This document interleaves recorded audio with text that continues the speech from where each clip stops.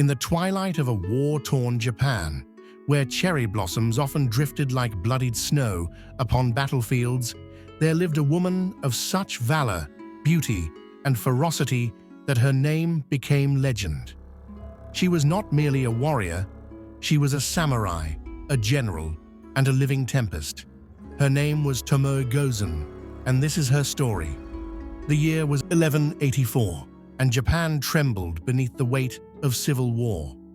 The Genpei War raged across the land, a brutal clash between two powerful clans, the Taira and the Minamoto. In a time when war was the domain of men, few would expect a woman to take up the bow and blade. But Tomoe Gozen was no ordinary woman. She served under Minamoto no Yoshinaka, a brilliant and daring general who rose in rebellion against the ruling Taira clan and eventually against his own cousin Minamoto no Yoritomo, the future shogun of Japan. Tomoe Gozen was one of Yoshinaka's most trusted commanders.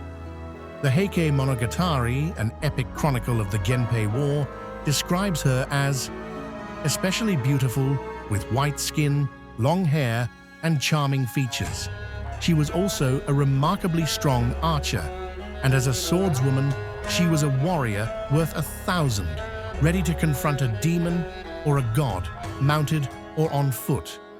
Clad in armor that gleamed like burnished gold, Tomoe rode into battle with the grace of a dancer and the wrath of a storm. She wielded her katana with lethal elegance and fired arrows with pinpoint precision. Stories tell of her cleaving through enemy ranks with terrifying skill, unhorsing men twice her size and never flinching in the face of overwhelming odds. In one famous encounter, she faced a warrior named Honda no Morishige of Musashi, known for his strength and courage. As the armies clashed in brutal hand-to-hand combat, Tomoe charged at Honda, pulled him from his horse, and beheaded him with a single blow. No man, it was said, wished to fight her, but those who did seldom lived to tell the tale. In 1284, Minamoto no Yoshinaka was cornered by the forces of his cousin Yoritomo. At the Battle of Awazu, knowing that death was inevitable, Yoshinaka ordered a last charge, a final, honorable death in battle.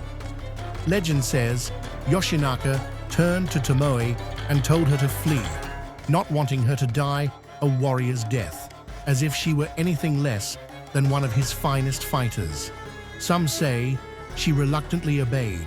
Others say she refused to abandon her lord. And in one haunting version, she took the head of Onda no Hachiro, a famous warrior, as her final act before vanishing into legend. After the battle, Tomoe Gozen disappears from the historical record. Some say she became a nun, haunted by the ghosts of war. Others claim she was captured and forced into marriage by a rival warrior. And a few insist she wandered the countryside as a ronin, a masterless samurai, never again taking up arms but never abandoning the code of Bushido. Whether she faded into peace or exile, one truth remains. Tomoe Gozen did not die like a shadow. She burned like a star. In Japanese culture, Tomoe Gozen became a symbol of strength, loyalty, and feminine power. She shattered the mold of her time, standing shoulder to shoulder with the greatest warriors in history. Even today, her name is invoked as an icon of courage, a woman who refused to be told what she could or could not be.